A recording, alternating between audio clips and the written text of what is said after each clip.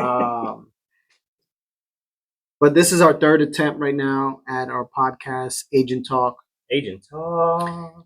and we want to have dialogue that is very typical, right, between agents, and just so that you get an understanding of where we come from and our view, and you can stop me if I'm wrong, like at least how you want this to be, right? This is your baby, how you want Agent Talk to be. My idea is that we want you we want to welcome you into our world and kind of how we have conversations and what we think, and that we're not just this realtor and so geared on business, but we also have personal lives, and We're actual real people. We're real people, and we want to provide a service and be the best at doing that when we're working with you. So, one conversation we were having, and it's outside of real estate, but I was telling him how I had brought him one of these cans. We're not advertising, but one of these cans. And I had thought that I brought one for him. Well, really, I did bring one for him. I packed this one. I just didn't grab mine. So a question I had proposed to him was, well, do you drink caffeine? Do you drink coffee?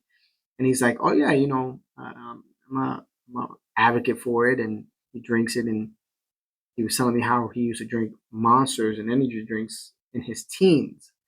And I'm like, man, that's crazy, because all right, I did it in my 20s, but I didn't even drink coffee up until maybe 21, 20.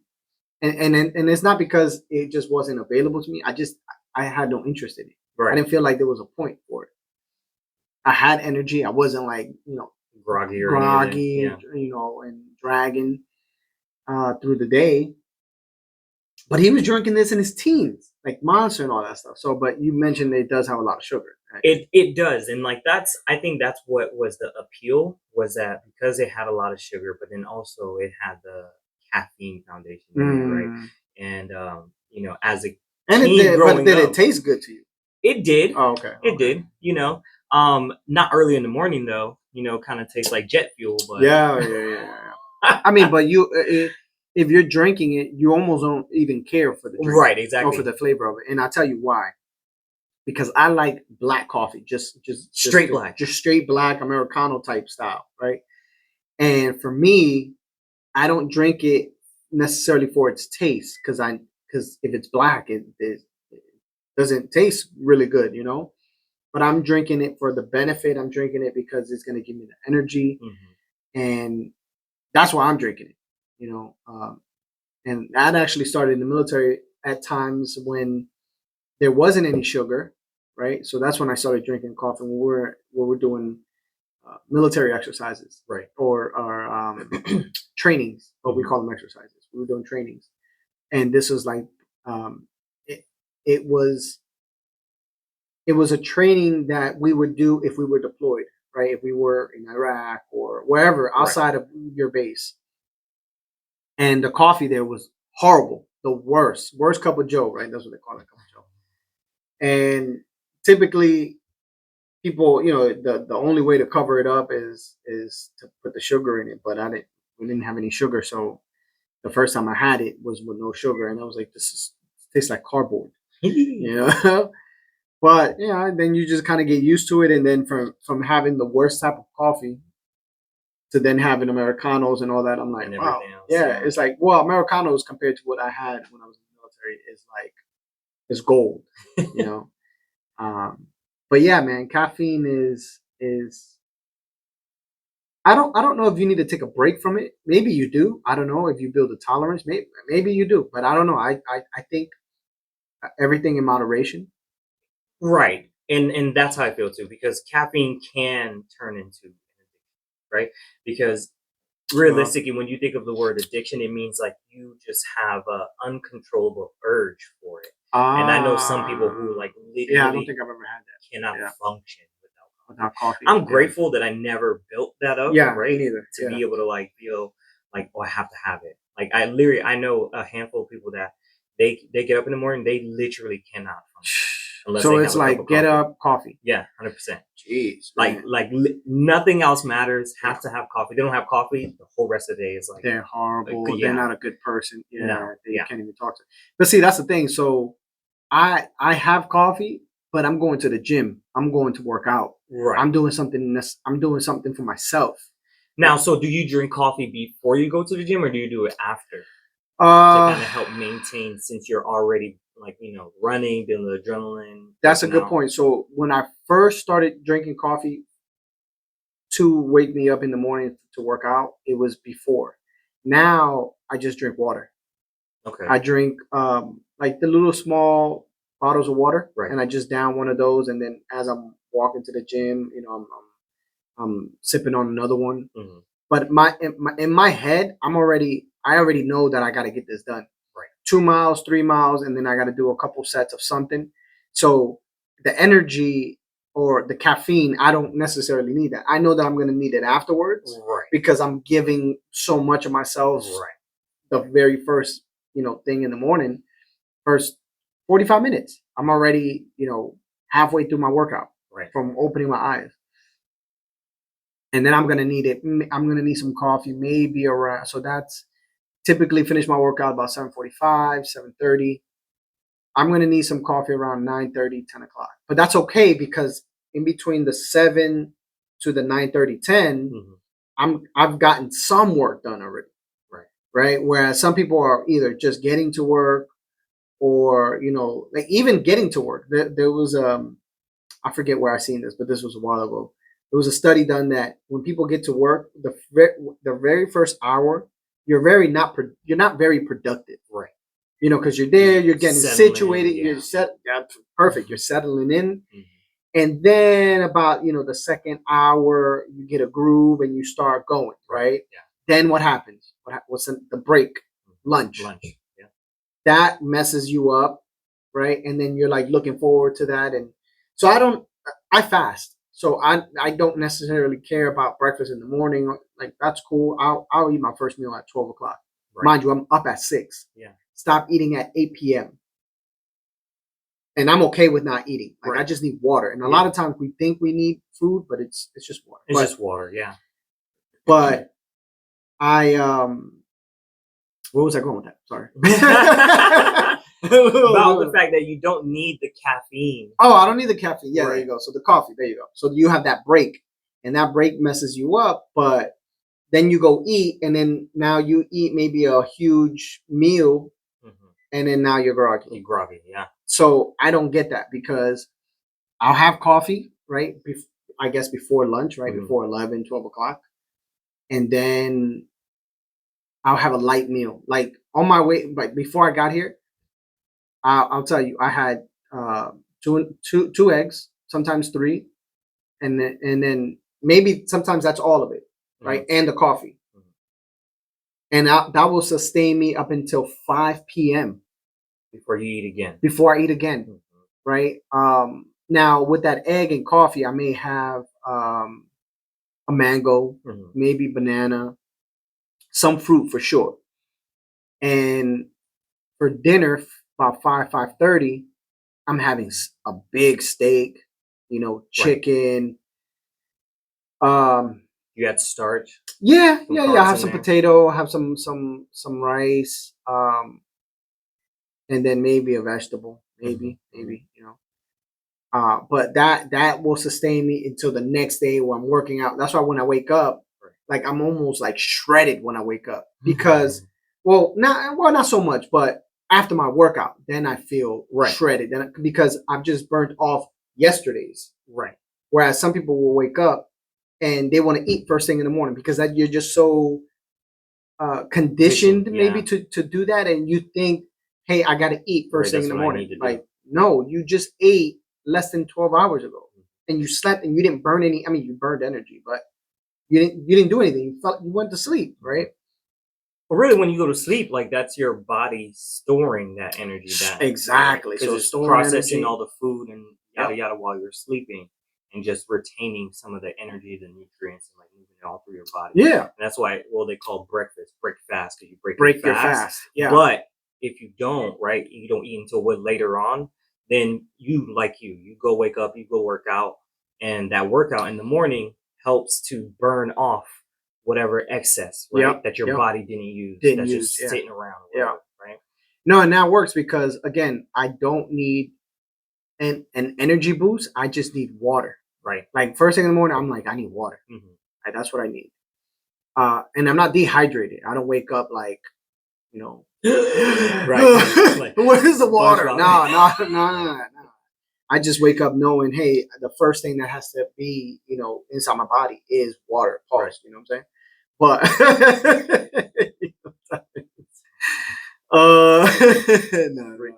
no, that's but that's how I operate, man. And so that's it. Just blows my mind when kids 18, 17 and younger drink coffee or have, you know, one caffeine. I'm like, that wasn't even a thing for me. Like, I never even wanted coffee. Right, never even imagined about it. I didn't like coffee. I like energy drinks. Yeah, okay. Because So the appeal of energy drinks, right, of it.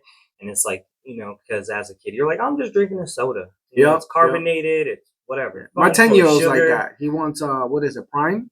Yeah. And oh man. Listen, I have to fight with my kids. My kids are like younger than yours, but still, I'm like, no, you don't need no energy drinks. I don't even like them having soda. Right. No, my kid, yeah, he don't have soda at all. Yeah, that's good.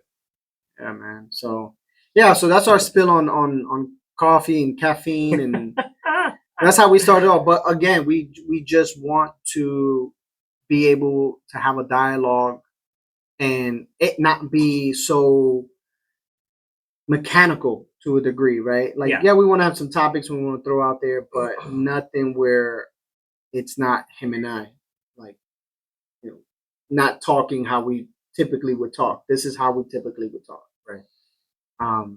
You know, aside from maybe a couple of things, but yeah, maybe it's not YouTube friendly. Who knows? I don't know. Not trying to get canceled. Yeah, we want to stay on here for at least for some time. We want to build this thing for some time. You know? Yeah, man. Well, I'm glad you came in. I'm glad you took the time out. As a realtor, as a real estate agent, like, what are your thoughts about this new year, 2024? Yep. What are you thinking? Yeah, man. So in what area in particular? Because we're talking. I mean, you can talk investment side. You can talk as a realtor, because like, look, we just went to a course yesterday, a training, AI training, right? So let's touch the AI, because that's a big thing right now. Yeah, and so we went to the training, and the training, and correct me if I'm wrong, but it talked about how to use AI to draw in, you know, sellers and buyers. Am I wrong? No. Okay. Yeah, exactly what. So, okay, that's what is being advertised. That's what's being marketed and, you know, pushed out there. And so I get to the training, and no knock on where we went. However, I didn't feel like that was necessarily the focus. You know, yes, they touched on how you can use a service to draw them in, but it was more about using the service versus, hey, I'm going to empower you, right, so that you can learn how to use AI. No, it's, hey, come use this service so that you can, you know, come use us so that you can get leads or whatever, you know, and that's cool and all. But isn't that how it is, though? Everything is just a pitch. It's all a pitch. No, it is. It is. You but I mean, you're talking to someone that, like, I'm going there for that specific thing. Right. And you're right. You're spot on, because I think a lot of times in where we are now, people aren't really thinking, right? And with anything I say, you could take it with a grain of salt. Everybody has their own opinions. I'm just saying how I view it, because I'm reading this flyer, and it's saying how to use AI to draw in, you know, your buyers, yourself.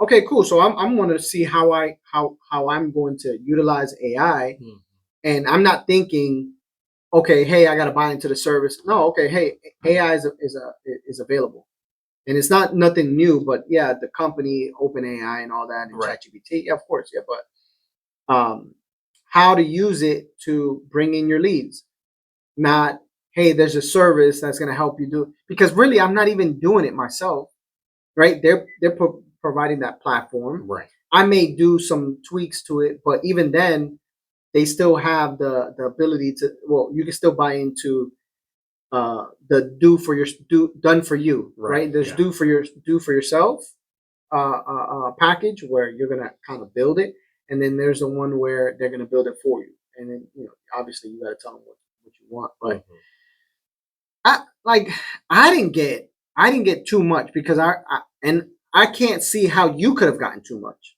because ChatGPT, Right. right? It's not nothing new. Now the conversations we have with certain individuals, that they got something out of it because it's like, oh, I didn't wait, realize this. I didn't know that this was a thing, or what is it, Chat PTT? Like, what is it? And it's been available for quite some time, and people are just now finding out about it, or they're just now utilizing it, right? So I enjoyed it for the ability to network and be in a room with other people and converse. But that I guess the idea or the premise of what I thought I was going there for, that I didn't capture. Right. They didn't capture that idea for me. I feel like we probably won't get a chance to experience that. Like I know exactly what you mean. Like how can you as an individual utilize this tool that's out there, right? So that it can help and aid you in your business. 100%. I understand. You just said that very clear, and I didn't say it. I spoke so much, and I didn't even say that clear. That's yes, all right. Exactly. Yeah. But yeah, no, but that's exactly. I mean, because like I was in the same boat. Like I'm like, okay, great. You guys are going to be able to try to help guide us, right, to figure out how we can use ChatGPT and AI, yada yada yada. But ultimately, end up being it's just a pitch. Somebody's pitching their product that. Granted, they are using AI. They're using like 3 different AI softwares or any of the sorts, right, to work through and create an automated system in a sense that you can use. But it's something that they had already created themselves. Not so much so of like, how can you as an individual go in and use AI to try to help in like elevate your business or help grow it, right? Of sorts. It's how can you use this system that we've created that uses AI so that it can help you to build your system. Oh man, that's beautifully done. Beautifully said, bro.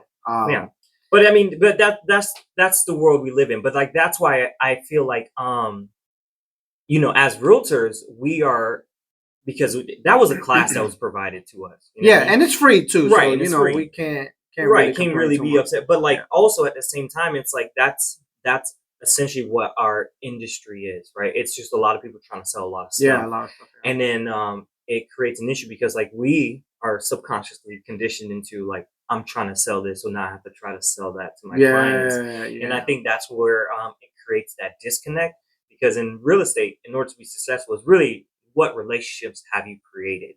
Because in real estate, everything is completely emotional. You know what I mean? Yeah. In regards to buying, selling. For the client or for yourself or the realtor, you mean? Or you think everything in total? I think it can be on all sides, right? Okay. Depending on who you are. Explain because that. some realtors, may feel a certain way about a situation or about a client or any of the sorts, right? Because, maybe the client's being difficult. So then the realtor themselves are like, their emotions get involved in it because they're upset that, clients not listening to them, or, what I mean? Or like they're choosing to go a different route, or they decide to drop them or whatever, you know what I mean? Oh, okay. Makes sense. But then also like on the buyer and the seller side, like they're dealing with one of the biggest purchases of their life, and it's a completely stressful situation, right? Just in general. Because either way, I mean, granted, you can have a great experience, right? Where you throw out a number, the other person agrees on the number, everything's fine, cool, copacetic, right? Smooth transaction, easy.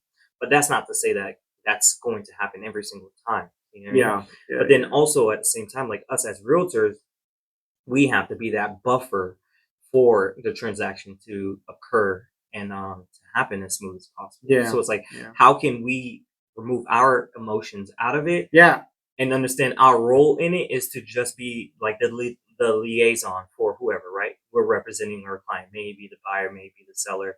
Like, like we should remove our expectation on the results, but put ourselves in it as the role of, I'm representing this person, like these are their interests, and like how can we negotiate so we can get to a middle ground where everybody walks away happy enough about Yeah. the situation. But then that's why, it throws into another point too, once we get into like the whole lawsuit and everything that's going on Oh, now. the ones. Yeah, the whole Fargo, Burnett Fargo. lawsuit. Which for me it doesn't make sense because at the time The lawsuit doesn't make sense at all. it does, right? And I that's get okay. I'm not right, disagreeing. yeah, I no. just asked. I understand the premise of the lawsuit, right? Yeah. That these buyers who went through these transactions felt like they were misled in a way because they didn't realize that they were also paying the commission for the buyer's agent, even though they aren't the money isn't coming straight from them to the buyer's agent. It's literally they negotiated a certain percentage amount with the listing agent. Yeah. And the listing agent was like, yeah, I can go ahead, we can work this out so we can get your home sold. We'll do it at 6%. Cool. Yeah, cool. Great. Yeah. They agreed to it. They were fine with it. They understood. They saw the numbers. They were fine with it. Whatever your profit is, 6% of that goes half to me, half. Right. But that's also the point of like the listing agent themselves. That's what they negotiated on the other side of it. Right. But the buyer on their end, like all they had was 6% is being taken out for the commission. But I guess the premise of it is that it wasn't explained to them that half of that was going to go to the buyer's agent, the other half was going to even though they already, but they're not even paying into it though. So it's like, what's the point of this? Yeah, what is the point of this? Right. This lawsuit? And what are you upset about now? Because at the time you were totally fine. Yeah. And going through the whole process, you were fine. Even after the process happened and it was done, you got your check, and the home was sold. You were satisfied. You were good with it. You went, you did whatever, right? Everything was fine. So it's like, why is the issue now? Yeah, like, what's the issue now? What it was already now? negotiated 6%. It doesn't matter where of the 6%, because like then who got what? It doesn't matter. Yeah. Because then at that point, then it's like, okay, well, why aren't you suing like the brokerages for taking their cut of the commission? Yeah. You know what I mean? Of the agent. Like, why aren't you on the behalf of the agent, the one that was doing the work? Why aren't you then going after the brokerages to be like, you took a portion of this that what I thought was going to this person and yada yada yada, or whatever this was, right? Because you're upset that the agent themselves negotiated, or they found another agent who had a buyer and brought the buyer to the transaction so that they can close. Yeah. That's the point of what we do. Like, right. We just went, so like back to that event that we went to yesterday. Although it was a training, we also pitched what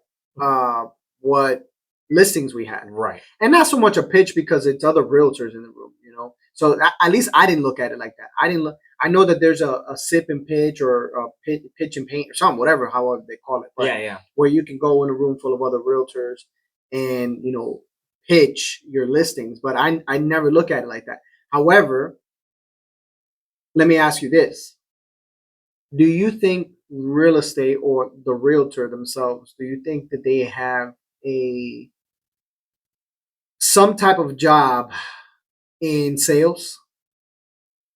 Well, think anything? Okay. Well, I'm asking. 100%. Because like you have to.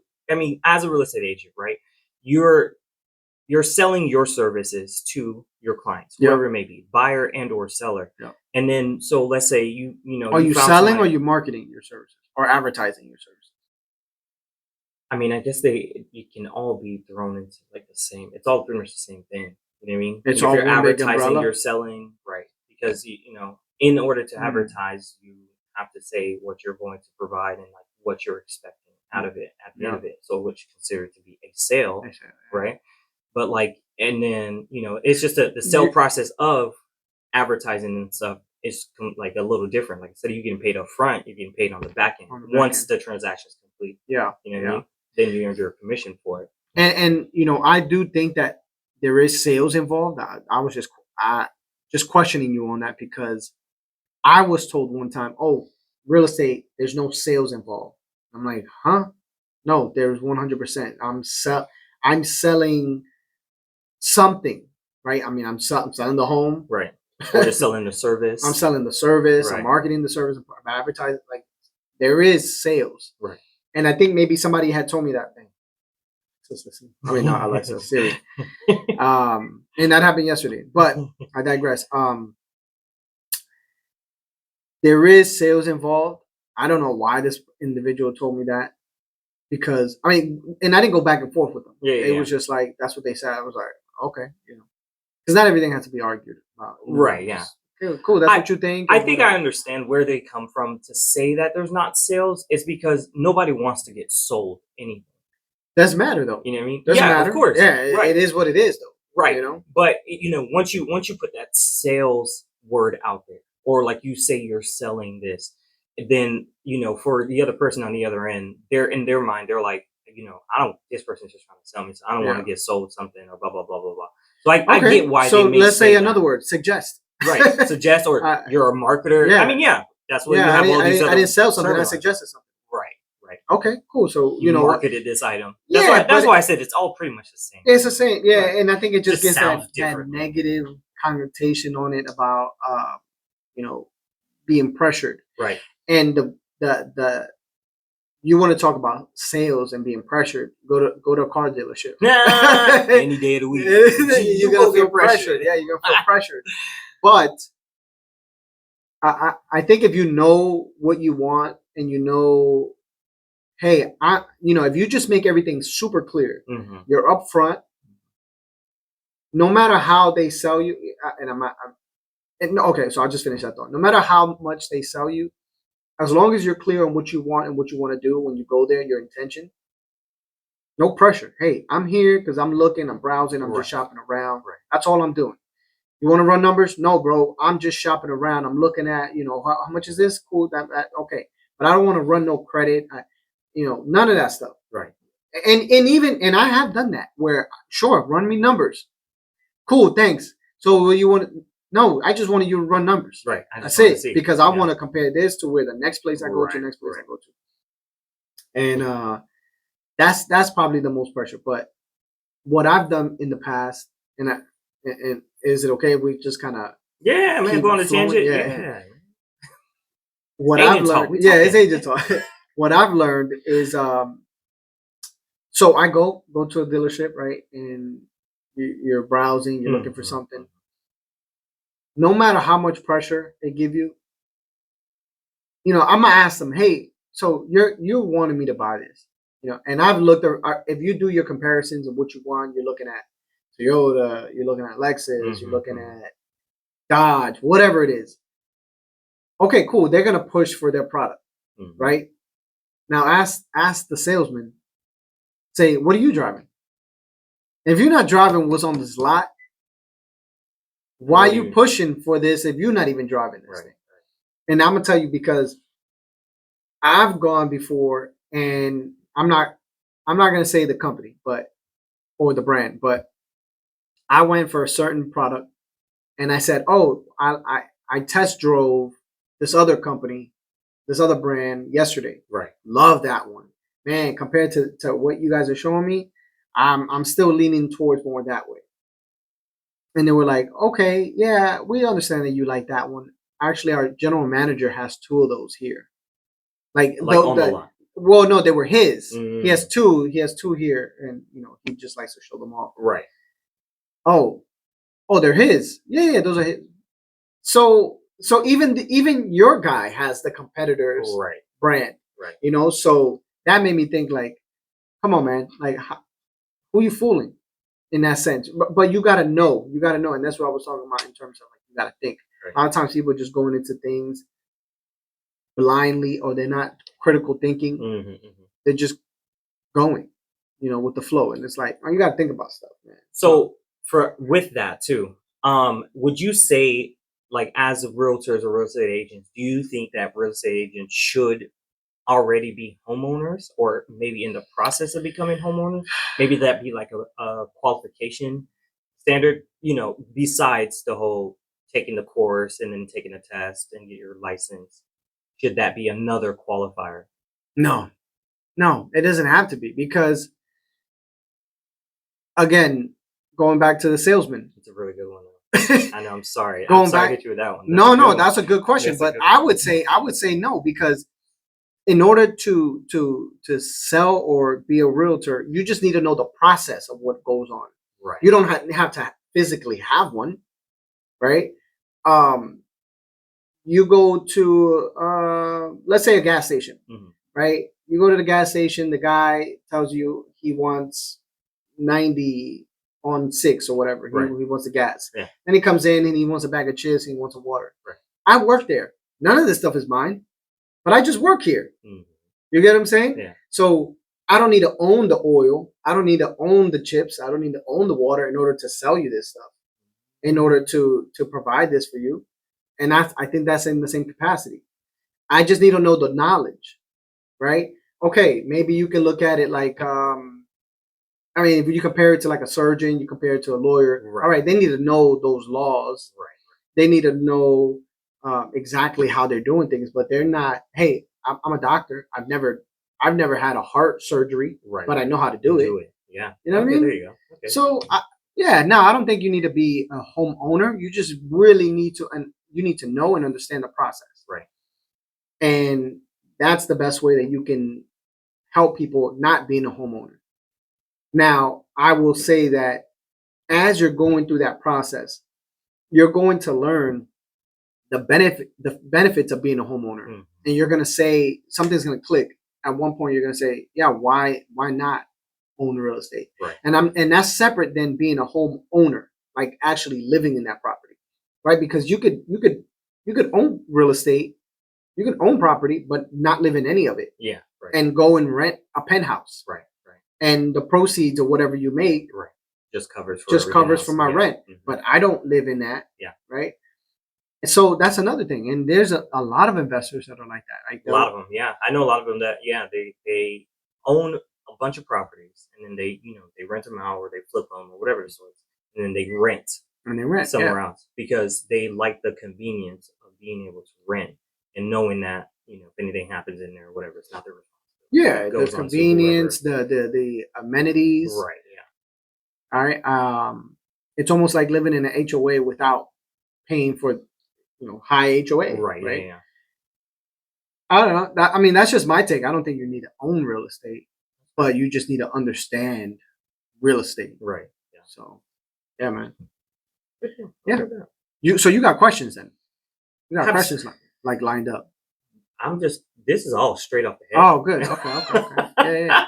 Just straight off the dome. Just, Yeah. You know what I mean? Because I want it to be as flowy as possible. And like as the conversation goes, and like I start thinking of like different stuff. Yeah, I thought that was a really good question to ask. So, do you think? And I was talking to Rafael about this yesterday. Is that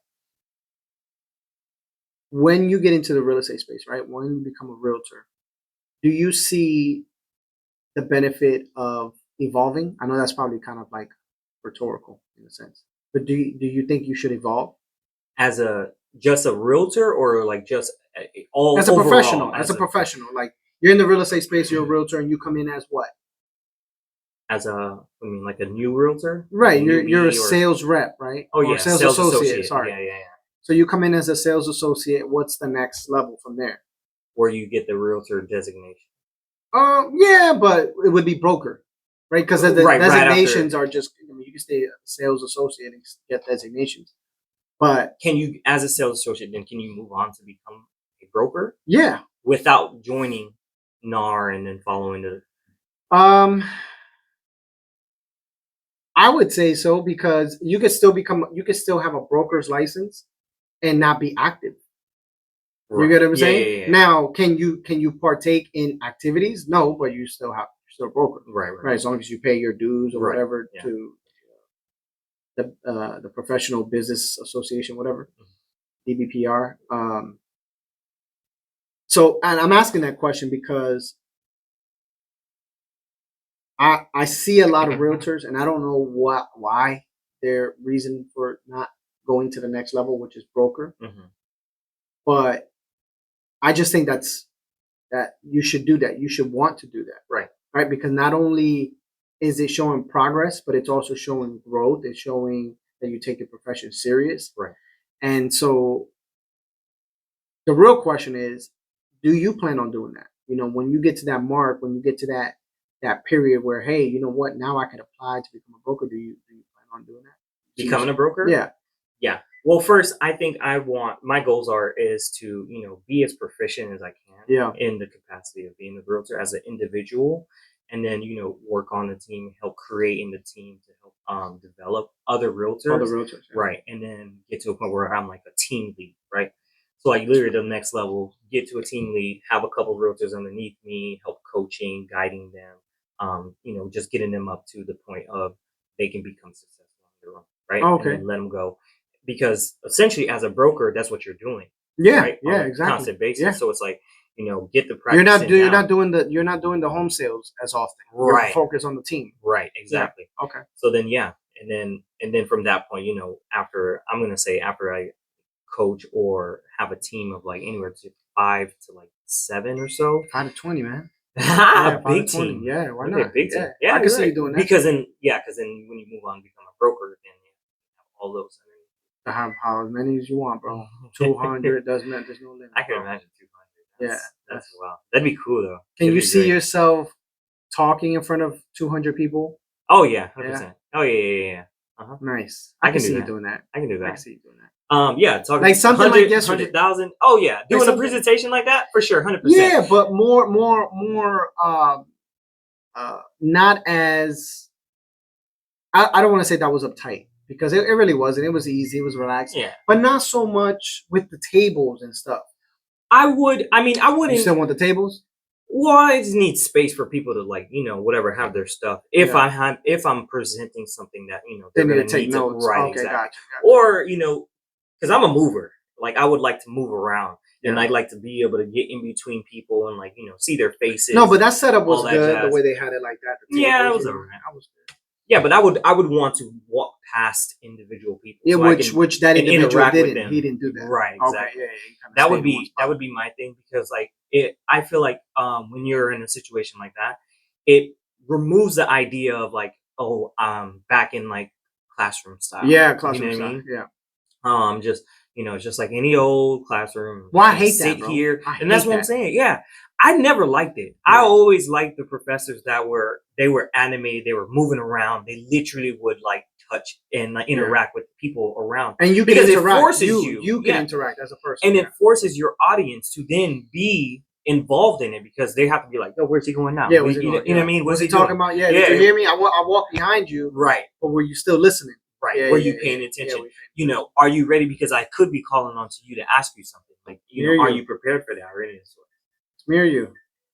that's Let's see. Okay, Letters United. Let's see if we got a purchase. oh, get it. Nope. Always missing those, man.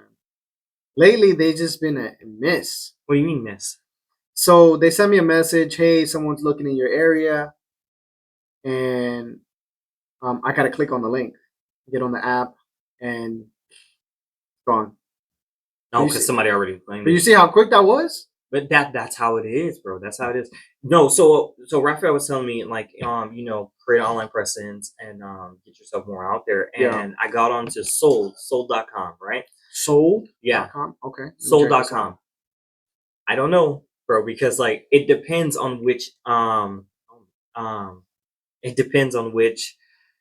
zip code you use, because depending on the zip code, and they have a model where you sponsor a zip code and then that pushes you up the rankings because they send out. Oh, this is. It's kind of for like how leads. OpCity, right? Yeah. Oh, okay, You know how yeah. OpCity works. Yeah.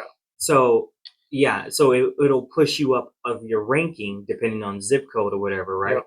And depending on your ranking, you have to either, if you're number one, then you're the first person that they reach out to, right? Yeah. About Yeah, whatever but that all is. of them do that. Right, yeah. Sold ranking system is like wild, bro. Like I think right now, like all the I put up like 20 different zip codes, all in like Wesley Chapel, Zephyr Hills, all that area. Average is like 70. I was like, huh? 70. So I have to wait until 70 other agents decide to pass on whatever lead that comes in Lead. Yeah. before I can be like, my turn. Well, what Let me drive. what happens is I don't think it's so much that they pass on it, is that the time frame that you get it. Right. So one will get it when it's like 0.01 second. Boom. They You get know, it, and then they they have the get it. opportunity to try to. And then the next person gets it at 0.03 seconds, right? So like a millisecond after, Right. Yeah. or 2 milliseconds after. And then that's how that works. So it's not like so much that they're, passing and then it just goes. No, it's like a pass through. So so you guys are standing in line like 1, 2, 3, Yeah. 4, 5, Right. and then it's tagging everybody. But you're number 80, so you're not getting it until Right. It gets past all these people. Number 1 may say, no, I want this. I want Mhm. this. Oh, so it only went up to 10. You know what I mean? But it's so fast, man. I know and realistically, it's like I don't know how they expect anybody to. They just want you to start paying into it. You know what I mean? But see, that's why you should never pay for the No, ones that there's you no pay up need. front. There's no need to No, pay. I'll for pay any you on the leads. back end. Yeah, take your 20, take your 30%, whatever. Right. Thanks for the lead. I'll work it. Right.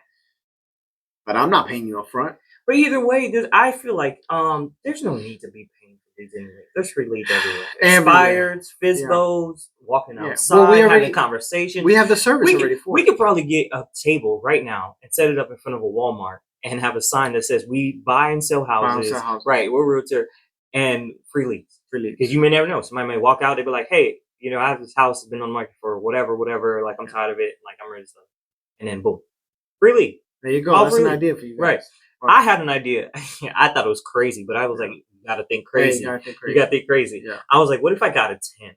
And you know how like they have those panhandlers that be like hanging out in little medians or whatever? Yeah. Instead of, I wouldn't be a panhandler, I wouldn't be out there asking for money, but I would, be out there, have a little tent because I want to be in the shade. I'm too dark to be out there in the sun. No, I got you. And it's hot. It's hot out here in Florida. Really hot, facts. Yeah. And have a little tent, have a little sign that says, I'm a realtor, I'm ready to help buy or sell your house. You get free leads because people are driving by. They're always looking. They're stopping. They may ask questions. They may even poke and whatever. But who cares? Yeah, you know what I mean? That's true. It's another opportunity. Hey, it's you can completely make it different. You can make that marketing interesting. Right. Advertising. You're like, look, I don't want you. I don't want money. I don't want money, but I want to give you my car. Yeah, I want to sell your house. Give you my car. Yeah. And that makes them think like, well, yeah, you're right. You don't want money, but if they really think, hey, I want way more money than what this guy's asking for. Right. He's asking for $1 or whatever. He's with his little can or whatever, his signed cardboard, whatever the sign. I mean, they got creative now, man. They got super creative and funny. But you can be funny too. Hey, I don't need a handout. I just want to provide a service. There you go. Yeah. What's up, man? And then somebody's gonna be, hey, come on, and then you hand them your card. Right, exactly. It'd be so. That's pretty cool. I like that idea. So different. Yeah. Completely off the wall. Like because like when you see that, you're gonna be like, what in the heck? What's this guy doing? Who's to say that we can't do that with any business? Like just pop up and just be like, obviously you gotta talk to the business owner, right? Yeah. And just say, hey, look, I'm a realtor. I'm here in the area. I got a little table. Right. Can I set up here and I sell. This is for the person looking to sell. This is the person looking to buy. That's it. It's no pressure. Because think about it. Every like you go to Costco. Yeah. Costco has those. As soon as you come in outside, right? Those people, hey, you want solar? You want solar? You want solar? Yeah. Nah, bro, I'm good. And they leave you alone. That's it. And that's how it should be. Like. All right, cool. You don't want solar, Yeah. But it could be that. Be like, hey, sir, you got a house. You got, I got my table right here. I got, this brochure is for if you're looking to buy. This brochure if you're looking to sell. If you want to invest, this is it. Oh, and know your credit. So give them a little rundown on it. Right. And that will help you in working on communicating with people. Yeah. Because you're asking questions then and there. Not too intrusive, but right. And not being too pushy about it. Yeah, no. Hey, look, bro. Literally, just like, hey, have you thought about it? Are you in the market? Yep. Has it even crossed your mind? Yeah. Man, why Costco doesn't do that with realtors? We tap in. We can do. Costco. I'm telling you, do that? we could, like bro. Wow. Because they do it all the time. Like I go to Walmart, Wesley Chapel all the time, and like there's always somebody outside that's like, oh, hey, can you donate to whatever cause or whatever the heck, blah blah blah. Right. Man. Whatever the French toast may be. Yeah. But it's free leads because it's a whole lot of people walking in, a whole lot of people coming out, and it's like and people you're like capturing it right then and there. They'll have like a what do they call it? like a piece of paper where they're gonna write your number, your name, right. your Yeah, email. yeah. What do they call it? A clipboard. Yeah, right. People willing to give their information. Yeah, cool. Here you Right. go. Shoot, I well, Or you get the people that that are either outside at the courthouse. They're like, "Hey, can you sign this petition?" Yeah, blah blah blah. yeah, yeah. Or it's like, I had a girl one time, man. She came up to the gas station, and she made me sign a petition. She didn't make me sign a petition, but she was asking people about. I'm not gonna say what it was about, but I'll tell you. I'll tell you offline. And I was like, "Yeah, all right, cool, right. I'll sign it." You know. But yeah, and people, you just gotta. I say with any type of profession where you're going up to people and you're wanting to interact and provide a service, you gotta have really no shame. Like, right. Forget that they say yes or that they're gonna say no to you. In fact, and I'm gonna tell you this, when I was in network marketing, Tell me. when I was in network marketing, the audience wants to hear. I would play with myself. Oh. We're gonna have to scratch that. I would trick myself to go out and talk to people and look for people to tell me no, I'm not interested. Well, like, how many times can I get no, I'm not interested? And my goal was to get 20 a day. No, I'm not interested. And so, and if I got 20 a day, it was a numbers game. You are, yeah. So I was only getting closer to that person that was going to be like, yeah, you know what? I'm interested in that. Let me talk about that. Yeah. But if there's 40, 50 people here and I don't say a thing to any of them, then I just lost out on any type of business. Right. Any opportunity. Yeah. So, and this is a thing that I've learned recently, man, is that a lot of times opportunity is hidden, or rather it's viewed as a problem, right? So opportunity, you could look at it and think, man, all right, this is my chance, right? But oftentimes the way people look at opportunity, they look at it as a problem. So instead of, okay, this driveway is too small, people, there's a lot of traffic